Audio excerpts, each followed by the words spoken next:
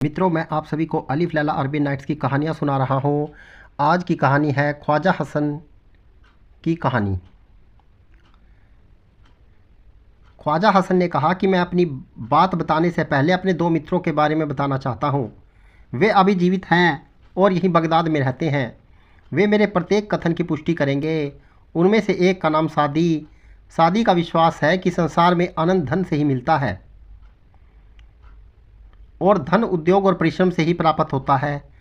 इसके विरुद्ध साद का मत है कि धन ईश्वर की कृपा और मनुष्य के भाग्य से ही मिलता है। दोनों में गाढ़ी दोस्ती थी और कोई झगड़ा नहीं होता था, किंतु इस विषय पर हमेशा बहस होती थी। एक दिन इस बात को लेकर दोनों के बीच बहुत अधिक वाद विवाद हुआ। सादी का कहना थी, या तो आदमी गरीब परिवार में पैदा होकर हमेशा गरीब रहता है,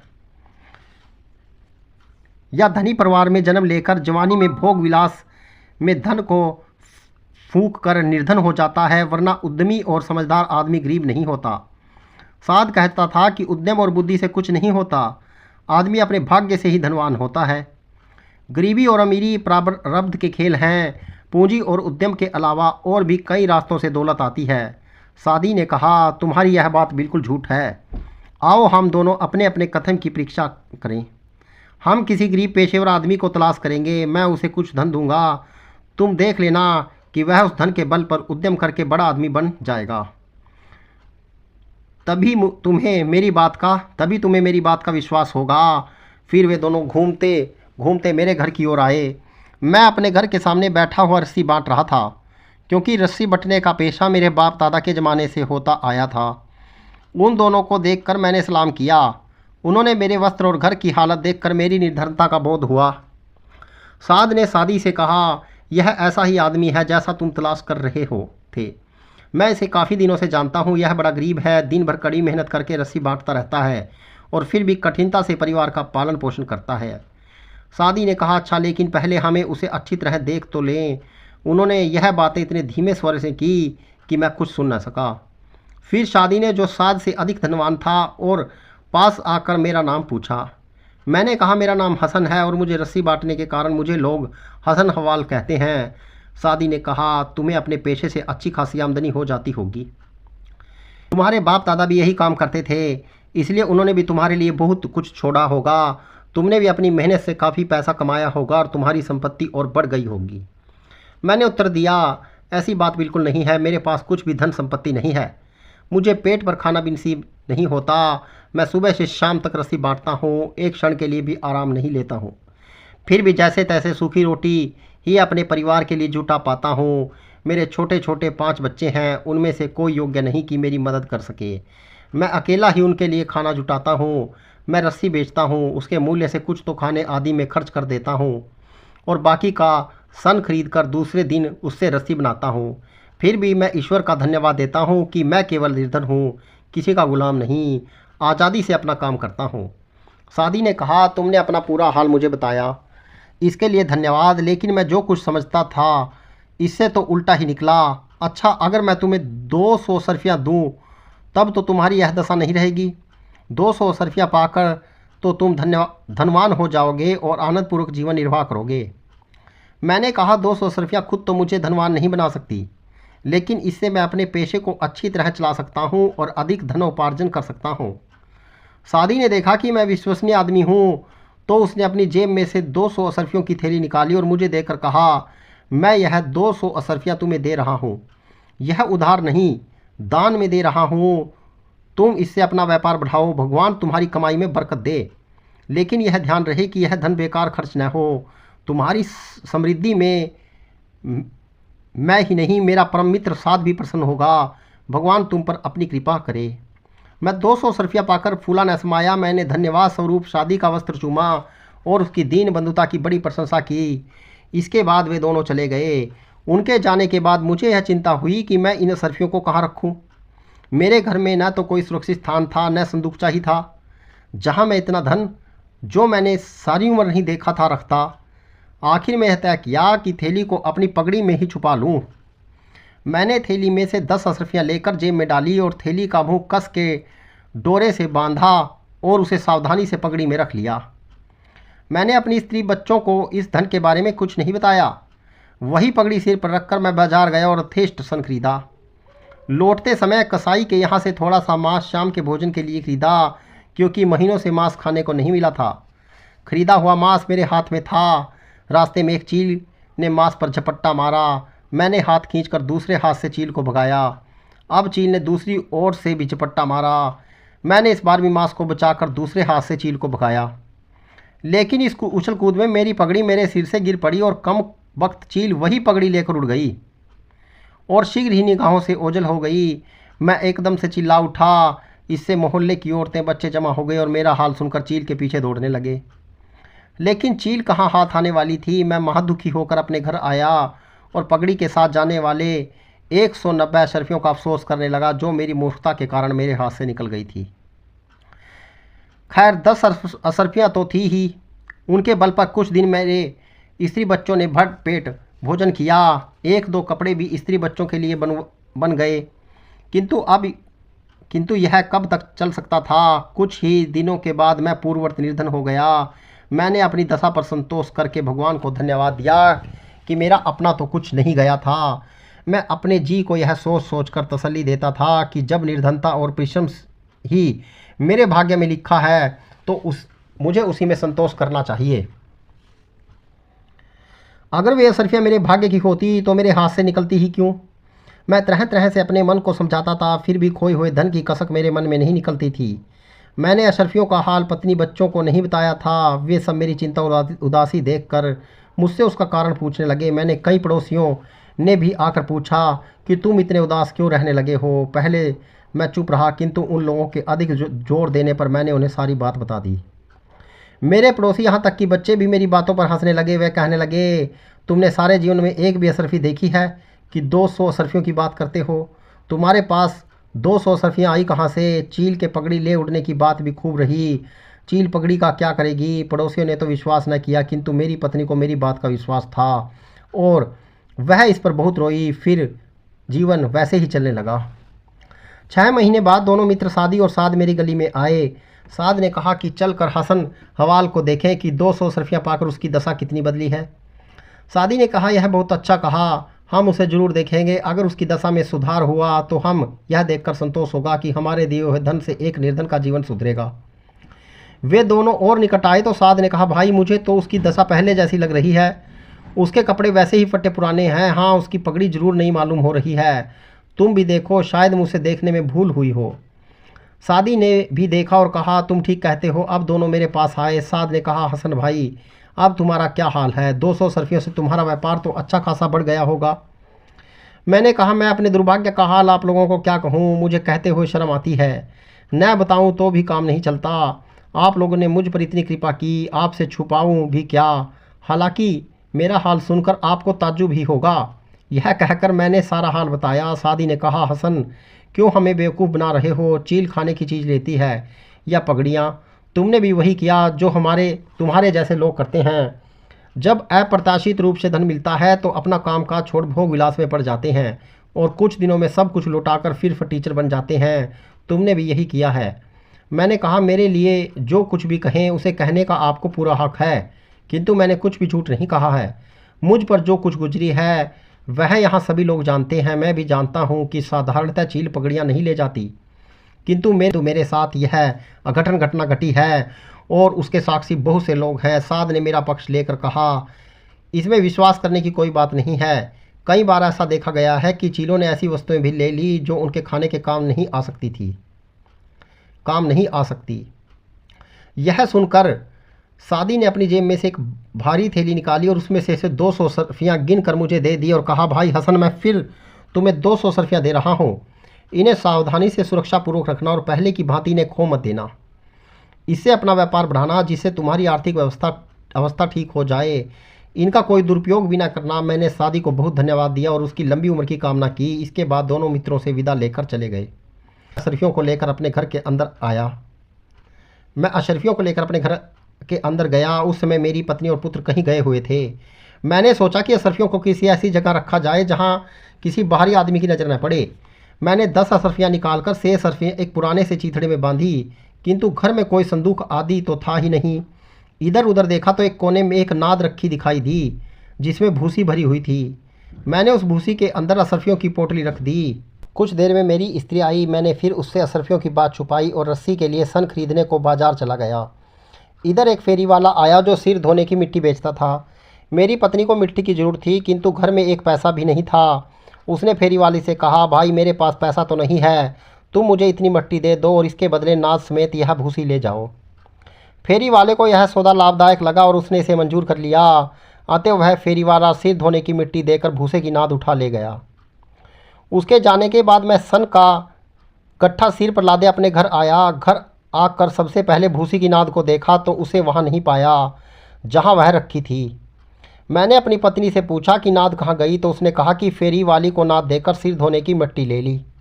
मैंने यह सुनकर सिर पीट लिया और अपनी पत्नी पर बरसने लगा। मैंने कहा, कमबख्त, तूने गर्दन काटने का काम किया है, सारे परिवार को भूखों मार दिया और फेरी वाले का घर भर दिया। तू जाकर कहीं डूब मर। उसकी समझ में मेरी नाराज़गी नहीं आई और उसने पूछा, क्यों चिल्ला रहे हो? तो मैंने बताया कि एक मित्र ने मुझे फिर 200 सरफियाँ दी थी, जिनमें से 10 निकालकर बाकी को एक कपड़े में बांधकर मैंने भूसी में छिपा दिया था ताकि किसी और की निगाह उन पर न पड़े। यह सुनकर मेरी पत्नी ने अपना सिर पीट डाला और चिल्ला चिल्ला कर रोने लगी। उसने कहा, हाय, अब मैं उस बदमाश फेरी वाले को कहाँ पाऊँगी? तो मैं तो उसको पहचानती भी नहीं, कोई मोहल्ले वाला भी उसे नहीं जानता। वह तो पहली बार ही मोहल्ले में आया था और तुम भी मुझे अपना दुश्मन समझते हो कि मुझे नहीं बताया। दोनों बार असरफियों को छुपाया और दोनों बार उसे खो दिया। मैंने उससे कहा, भागी, जो हानि होगी वह तो होगी ही, अब क्यों इतना चिल्ला रही हो? पड़ोसी यह सुनेंगे तो हमारी मूर्खता पर हंसेंगे। अब रोने पीटने से क्या लाभ? हम दोनों ने 10 असरफियों से कुछ सामान घर गृहस्थी का खरीदा, फिर उसी तरह निर्धनता का जीवन व्यतीत करने लगे। मेरी चिंता और लज्जा का ठिकाना न था। गरीबी की तो शुरू से ही आदत थी, उसकी इतनी चिंता नहीं थी। परेशानी यह थी कि अब की बार शादी आएगा तो उससे क्या कहूँगा। मैं कोई झूठ बात कह नहीं सकता और सच बात का उसे विश्वास नहीं होगा और वह यही समझेगा कि मैंने भोग विलास में 200 सरफियाँ उड़ा दी। कुछ दिनों के बाद फिर मेरे बारे में बहस करते हुए साद और सादी मेरे घर आए। मैं उन्हें दूर से आता देखकर सोचने लगा कि अब इनसे कैसे आंखें मिलाऊंगा। मैं चाहता था कि उठकर कहीं चला जाऊं, किंतु वे सीधे मेरे पास आ गए और मुझसे सलाम करके मेरी कुशल क्षेम पूछने लगे।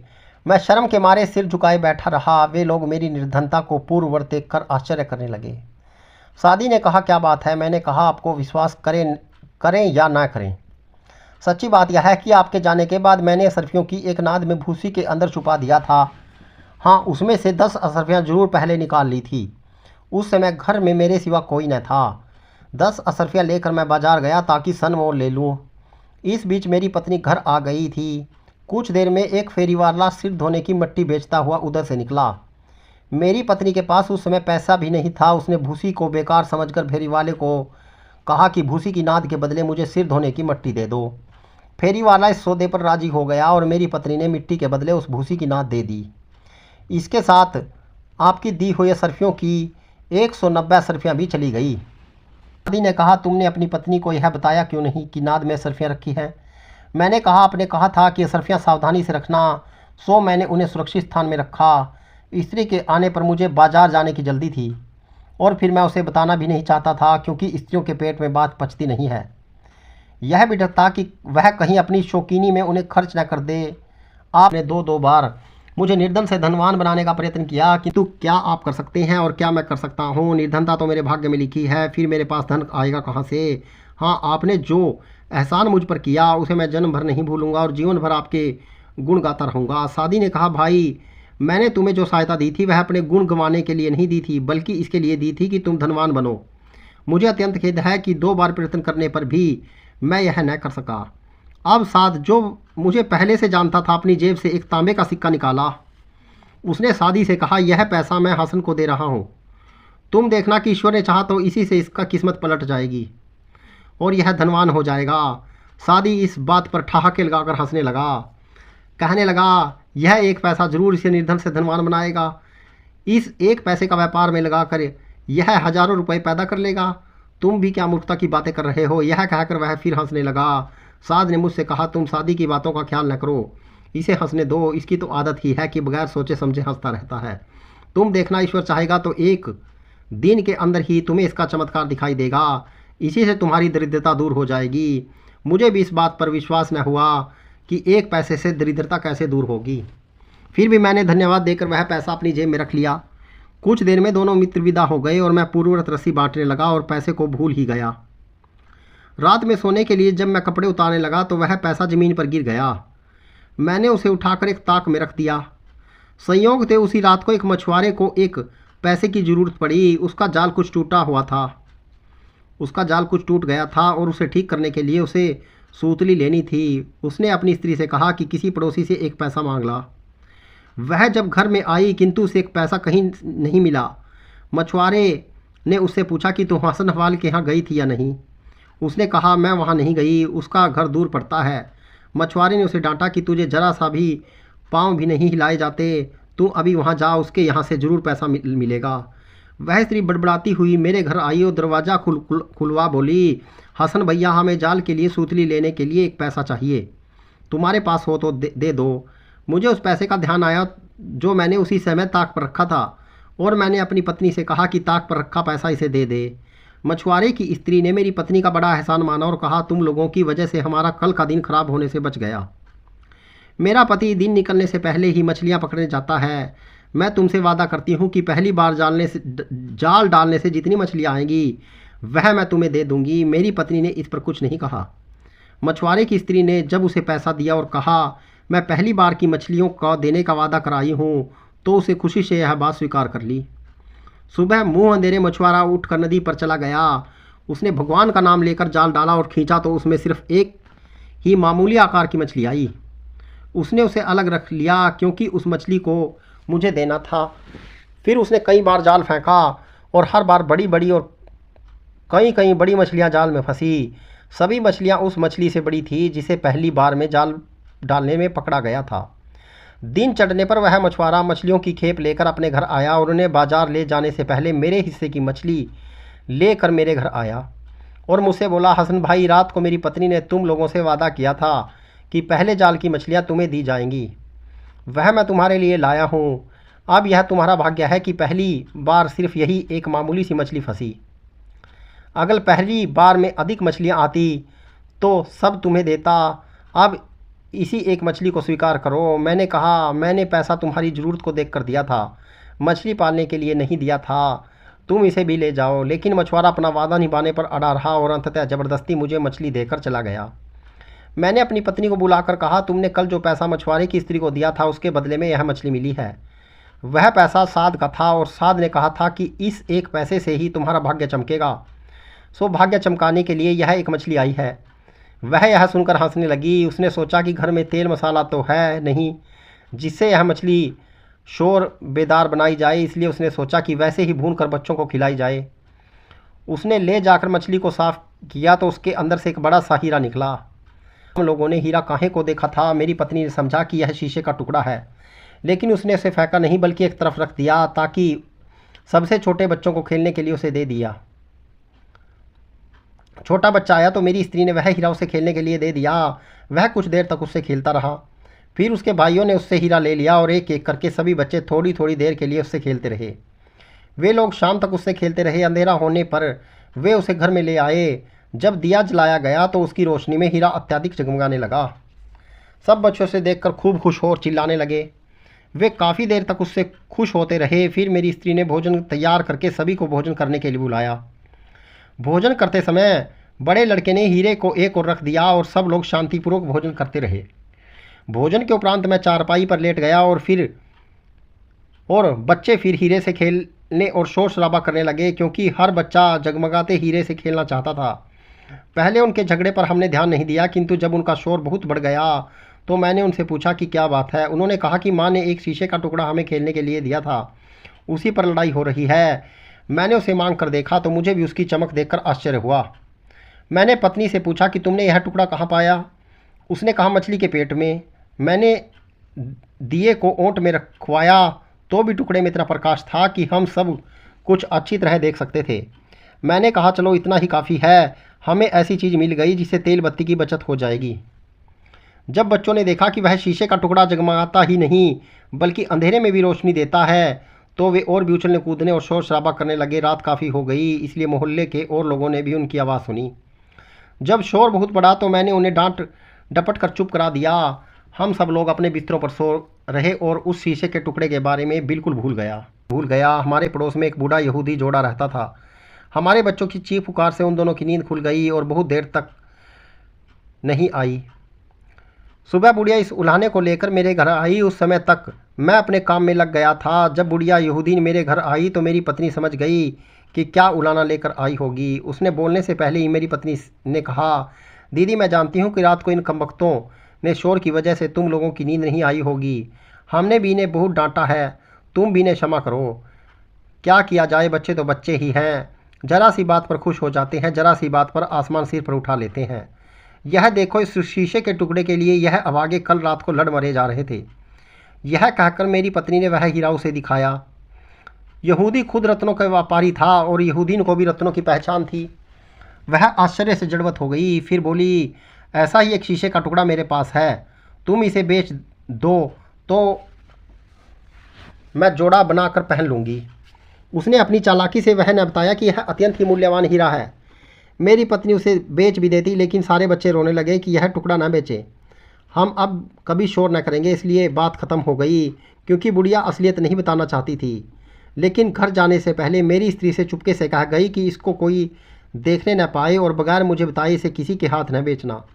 फिर बुढ़िया ने अपने पति की दुकान पर जाकर उस हीरे का पूरा वर्णन किया। तो उसने कहा, ऐसे दुर्लभ हीरे को किसी भी मूल्य पर खरीद लो, पहले तुम उसका थोड़ा दाम लगाना। वे लोग उसका मूल्य तो जानते नहीं हैं, शायद थोड़े ही में उसे दे दें, न माने तो धीरे धीरे दाम बढ़ाना, लेकिन किसी मूल्य पर भी हो उसे ले जरूर आना। अपने पति के आदेश पर यहूदी मेरी स्त्री के पास आई और बोली, मैं इस शीशे के टुकड़े के लिए तुम्हें 20 अशरफी दे सकती हूँ। मेरी स्त्री यह सुनकर चौंकी और समझ गई कि इस टुकड़े में कोई खास बात है और तभी यह इतना दाम देने को तैयार है।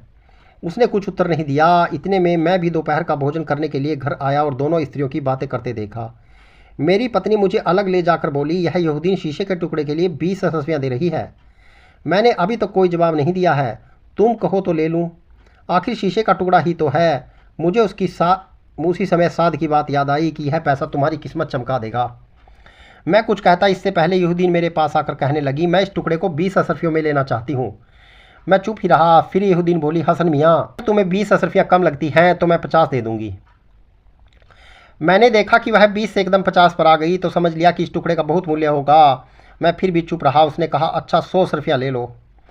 हालांकि मेरा पति इतने दाम देने पर क्रुद्ध होगा। मैंने कहा, देखो भाई, मैं इस लाख अशरफियों से कम पर न बेचूंगा। हाँ, तुम लोग पड़ोसी हो इसलिए कहता हूँ कि कोई दूसरा लाख अशरफियों से अधिक देगा तो भी तुम्हें ही लाख अशरफियों में दूंगा। यहूदीन बढ़ते बढ़ते 50,000 अशरफियों पर आ गई, किंतु मैं नहीं माना तो वह कहने लगी कि शाम तक इसे किसी के हाथ न बेचना। शाम को मेरा पति आकर तुमसे खुद ही बात करेगा। शाम को बूढ़ा यहूदी आया। उसने दिए की रोशनी में हीरे को भली भांति परखा और उसे परखने पर उसे विश्वास हुआ तो बोला, मेरी स्त्री इसकी 50,000 अशरफियाँ लगा गई, मैं 17,000 लगाता हूँ, इससे अधिक न दे सकूँगा। मैंने कहा, तुम्हें तुम्हारी पत्नी ने बताया होगा कि मैं हीरे को 1 लाख अशरफियों से कम पर बेचने को तैयार नहीं हूँ। अगर तुम इतने पर उसे लेने को तैयार नहीं हो तो मैं दूसरे जोहरी से सौदा करूँगा। काफ़ी झिकझिक करने के बाद यहूदी जोहरी 1 लाख अशरफियों के सौदे पर राजी हो गया, क्योंकि हीरा बहुत बड़ा था और 1 लाख अशरफियों में खरीद कर भी यहूदी को बड़ा मुनाफा होना था। यहूदी ने मुझे 2,000 अशरफियाँ बयाने में दी और कहा कि कल शाम तक मैं पूरा दाम दे दूंगा और हीरा ले जाऊंगा। दूसरे दिन यहूदी जोहरी ने अपने कई मित्रों से कर्ज लेकर 98,000 अशरफियाँ मुझे दी और हीरा ले लिया। इतना धन पाकर मैंने ईश्वर को धन्यवाद दिया। उसी भगवान के दिए हुए द्रव्य से मैंने धनवानों जैसा गृहस्थी का सामान खरीदा और मेरी पत्नी ने भी अपने लिए और लड़कों के लिए अच्छे कपड़े बनवाए। मैंने रहने के लिए एक बड़ा मकान खरीदा, उसमें पर्दे फर्श आदि लगवाए। मैंने अपनी पत्नी से कहा, हमें इतना पैसा जरूर मिल गया है, लेकिन अपना पेशा मैं पैतृक ही रखूँगा। वह भी इस बात से सहमत हुई। मैंने अपनी पूंजी का कुछ भाग ही व्यापार में लगाया, शेष को सावधानी से रख दिया ताकि आड़े समय काम आए। मैंने नगर के कई कारीगरों को नौकरी पर रखा और कई 100 अशरफियाँ देकर नगर में रस्सी बांटने वाले बहुत से कारखाने लगवाए, विश्वस्त व्यवस्थापक भी रखे जिन्होंने उन कारखानों का भार संभाल लिया। इस समय बगदाद नगर में कोई गली ऐसी नहीं जिसमें मेरी रस्सी बांटने वाला कारखाना मौजूद न हो। इसी प्रकार अन्य बड़े नगरों और जिलों के प्रशासन केंद्रों में भी मैंने रस्सी के कारखाने खोले। वहाँ व्यवस्थापक और हिसाब किताब के लिए मुनीमों को नौकर रखा। इससे मुझे बहुत धन प्राप्त हुआ। मैंने एक बड़ा पुराना मकान लिया जिसमें ज़मीन बहुत थी। उसकी इमारत तुड़वा कर वहीं एक बड़ी इमारत बनवाई। वही आपने कल देखी थी। उसे मैंने अपना केंद्रीय कार्यालय बनाया है और घर का अतिरिक्त सामान भी वहीं रखा है। पुराने घर को छोड़कर नए घर में जा बसा। काफ़ी दिन बाद साद और सादी मेरे पुराने मकान में मुझे पूछते हुए आए। मोहल्ले के लोगों ने कहा कि अब उसे हसन कोई नहीं कहता, अब उसे ख्वाजा हसन हवाल कहा कर बुलाते हैं और वह उस मोहल्ले में एक बड़े मकान में रहता है। उसका बहुत बड़ा कारोबार हो गया है। वे दोनों मित्र मुझे पूछते हुए मेरे घर पर आए। मैं सादी को यह बिल्कुल विश्वास न हुआ कि साद के दिए हुए पैसे से मेरी दशा बदली है। वह समझता था कि मैंने अशरफियों के खोने की 2 बार झूठी कहानी गढ़ी है। उसने सास से कहा कि हसन ने 2 बार मुझसे झूठ बोला कि मेरी दी हुई अशरफियाँ उसने खो गई हैं। यह व्यापार उसने कहाँ से बढ़ाया अगर वे अशरफियाँ खो गई थी, किंतु उसने कहा कि हसन ने सच बोला या झूठ, इससे कोई अंतर नहीं पड़ता। मुझे उसकी समृद्धि देखकर प्रसन्नता ही होगी। यह मानने को मैं बिल्कुल तैयार नहीं हूँ कि जो तांबे का पैसा तुमने उसे दिया उससे यह अमीर बना। साद ने कहा, तुम्हारी बात बिल्कुल निर्मूल है। मैं हसन को बहुत दिनों से जानता हूँ। वह निर्धन था, किंतु उसकी झूठ बोलने की कभी आदत नहीं थी। जो कुछ भी उसने उन अशरफियों के बारे में कहा सब सच होगा। तुम्हें यह भी मालूम हो जाएगा कि मेरे एक पैसे की बदौलत ही उसका व्यापार इतना चमका है। और बहस करते करते वे मेरे घर आए। उन्होंने दरवाजे पर आवाज़ दी तो दरबान ने फाटक खोल दिया। सादी अंदर बहुत से नौकरों को देखकर डरा कि किसी सरदार के मकान में तो नहीं आ गया। उसने दरबान से पूछा कि ख्वाजा हसन हवाल यहीं रहते हैं। दरबान ने कहा, यहीं रहते हैं और इस समय अपनी बैठक में बैठे हैं। आप अंदर आइए, नौकर आपके आने की सूचना उन्हें दे देगा। उन दोनों के आने की सूचना मिली तो मैं उन्हें बुलाने के बजाय दीवान खाने से उठकर उनके स्वागत के लिए चला। उन्हें देखकर मैंने दौड़कर समानार्थक उनके वस्त्र चूमे। वे मुझे गले लगाना चाहते थे, किंतु मैंने ऐसा न होने दिया क्योंकि उन्हें अब भी अपने से ऊंचा समझता था। अंदर ले जाकर मैंने उन्हें एक दालान में एक ऊंचे स्थान पर बिठाया। वे मुझे अपने बराबर बिठाना चाहते थे, किंतु मैंने कहा, महानुभावों, मैं यह नहीं भूला कि मैं वही रस्सी बांटने वाला हसन हूँ और आप लोग मेरे उपकार करता हैं। मैं उनके सामने बैठ गया और हम लोगों में प्रारंभिक शिष्टाचार के बाद बातें होने लगी। आदि ने कहा, हसन भाई, तुम्हारी इस समृद्धि को देखकर मुझे अति प्रसन्नता हो रही है। मैं जैसा तुम्हें देखना चाहता था वैसा ही तुम्हें देख रहा हूँ। मुझे यह पूरा विश्वास है कि तुम्हारी सारी समृद्धि उन 400 अशरफियों के कारण हुई है जो मैंने 2 बार में तुम्हें दी थी। अब यह सच सच बताओ कि दोनों बार मुझसे झूठ क्यों बोले थे कि अशरफियाँ तुमसे खो गई है। साद मन ही मन कुड़ता हुआ उसकी बातें सुनता रहा और उसके चुप हो जाने पर बोला, तुम क्यों अपनी बेतुकी हाँके जा रहे हो और क्यों हसन को झूठा बना रहे हो? मैं तुमसे कह चुका हूँ कि यह झूठा आदमी नहीं है। इस पर उन दोनों में फिर तकरार हो गई। मैंने कहा, सज्जनों, आप लोग मेरी बात को लेकर आपस में झगड़ा ना करें। आप सच माने या झूठ, अशरफियाँ मुझसे उसी तरह खो गई थी जैसा मैंने आप लोगों को बताया था, और यह धन संपदा मैंने कैसे प्राप्त की वह मैं आपको अभी बताता हूँ। इसके बाद सरकार, मैंने मछली के पेट से हीरे के निकलने की बात अभी आपके सम्मुख बताई, वैसे ही उन्हें बताई। इस पर सादी ने कहा, हसन, उस छोटी मछली के पेट में इतना ही बड़ा हीरा निकलने की बात ऐसी ही है जैसे किसी चील की पगड़ी ले जाने की बात। इन बातों पर किसे विश्वास होगा? भूसी की नाद में रखी हुई अशरफियों की बात असंभव है, किंतु विश्वास मुझे उस पर भी नहीं। खैर छोड़ो, जो हुआ अच्छा हुआ। इसके बाद दोनों विदा होने के लिए उठे। मैंने कहा, आप लोगों ने इतनी कृपा करके मेरी कुटिया को पवित्र किया तो मेरी इतनी प्रार्थना भी स्वीकार करें कि रात को ही ठहरें और कल मेरे साथ चलकर मेरे देहात के मकानों को भी देखें जो मैंने मनोरंजन के लिए बनाया है और जहां मैं काम से थक कर आराम करने के लिए जाता हूं। पहले तो उन्होंने यह बात नहीं मानी, लेकिन मैंने बहुत जोर दिया तो वे रुकने को राजी हो गए। मैंने उनके लिए भांति भांति के व्यंजन बनवाए। उन्हें मैंने अपने घर का मूल्यवान सामान दिखाया और यह सब देखकर वे बड़े प्रसन्न हुए और हंसी मजाक की बातें करते रहे। भोजन तैयार होने पर मैं उन्हें अपने भोजन कक्ष में ले गया। वहाँ मेरे सेवकों के तैयार हुए नाना प्रकार के स्वादिष्ट व्यंजन रखे थे। जगह जगह ऊंची स्थानों पर बड़े बड़े दीप जल रहे थे। एक और गायक वादक मधुर स्वरों में गा बजा रहे थे, दूसरी ओर नर्तकों और नर्तकियों का कला प्रदर्शन हो रहा था। भोजन के उपरांत उन लोगों के मनोरंजन के लिए बहुत से खेल तमाशों का भी प्रबंध किया गया। इसके बाद हम लोग सो गए। सुबह उठकर नित्य कर्म से निश्चित होने के बाद हम लोग एक नाव पर सवार हुए और नदी की राह से मेरे देहात वाले मकान की ओर रवाना हुए। कुछ घंटों में हम वहां पहुंच गए। नाव से उतरकर हम लोग गांव की सैर करते हुए मेरे देहाती मकान में आए। वहां भी मैंने कारखाना लगाया रखा था। वे लोग घर और कारखानों की साज सज्जा को देखकर खुश हुए। फिर मैं उन्हें उस वाटिका में ले गया जो मैंने वहां लगवाई थी। बाग में तरह तरह के फलों और फूलों के वृक्ष लगे थे। नदी से पक्की नहरें द्वारा सिंचाई का पानी वहां आता था। पेड़ों की तरह तरह के पके फल लगे थे। तरह तरह के फूल चारों ओर सुगंध बिखेर रहे थे। जगह जगह फव्वारे और ऊपर से नीचे गिरने वाली पानी की चादरें दिखाई दे रही थी। वे दोनों मित्र यह सब देखकर और भी प्रसन्न हुए। उन्होंने मुझे इस बात का धन्यवाद दिया कि मैंने उन्हें इतने सुंदर स्थान की सैर कराई। साथ ही उन्होंने मुझे हृदय से आशीर्वाद भी दिया कि मेरी समृद्धि और बढ़े। फिर मैं उन्हें बाग में ही बने हुए एक छोटे से मकान में ले गया। दोपहर के भोजन के प्रबंध मैंने उसी बगीचे के मकान में किया। वहाँ एक सुंदर और स्वच्छ स्थान पर जहाँ मनसद तकिए लगे थे उन लोगों को बिठाया। उन लोगों को यहाँ लाने के 2-3 दिन पहले मैंने अपने 2 पुत्रों और उनके शिक्षकों को देहाती मकान में आबो हवा बदलने के लिए भेज रखा था। वे लड़के भी बाग में चिड़ियों के घोंसले तलाश करते घूम रहे थे। एक पेड़ पर उन्हें एक बड़ा और सफ़ेद घोंसला दिखाई दिया। वे छोटे भी थे और पेड़ों पर चढ़ना भी नहीं जानते थे, इसलिए उन्होंने एक नौकर से कहा कि ऊपर चढ़कर उनके खेलने के लिए वह घोंसला उतार लाए। नौकर पेड़ पर चढ़ा तो उसे देखकर आश्चर्य हो कि घोंसले में एक पगड़ी रखी है जिसका एक सिरा हवा के कारण घोंसले के चारों ओर लिपट गया है। नौकर ने यह घोंसला उतार कर लड़कों के हाथ में दे दिया। लड़के मेरे पास घोंसला लेकर दौड़े आए और खुश होकर उछल कूद कर कहने लगे, देखिए अब्बा, यह घोंसला कपड़े का बना हुआ है। मुझे तो यह देखकर आश्चर्य हुआ ही। साद और सादी मुझसे भी अधिक आश्चर्यवनित हुए कि घोंसले में इतना बड़ा कपड़ा कहाँ से आया। मैंने कपड़े को देखा तो मालूम हुआ कि यह पगड़ी है और वही पगड़ी है जो मेरे सिर से चीले उड़ी थी। मैंने दोनों मित्रों से कहा, देखिए यह वही पगड़ी है या नहीं जो मैं उस दिन पहने था। साद ने कहा, मैंने तुम्हारी पगड़ी पर ध्यान नहीं दिया, इसलिए यह नहीं कह सकता कि यह वही पगड़ी है या नहीं। सादी ने कहा, मैं भी तुम्हारी पगड़ी नहीं पहचानता, लेकिन अगर यह वही पगड़ी है तो इसमें बाकी बची हुई 190 अशरफियाँ भी होंगी। मैंने कहा, मैं तो पहचानता हूँ कि यह पगड़ी वही है जिसे चील ले गई थी। मैंने पगड़ी को घोंसले से उठाया तो वह काफ़ी भारी लगी। मैंने उसकी तहें खोली तो उसमें से थैली निकली। मैंने सादी से कहा, आप मेरी पगड़ी नहीं पहचानते, किंतु आप यह थैली तो पहचानते ही होंगे। दरअसल मुझे सादी के अविश्वास पर रोष आया था, किंतु उसका एहसान याद करके मैंने पहले उसे कुछ नहीं कहा।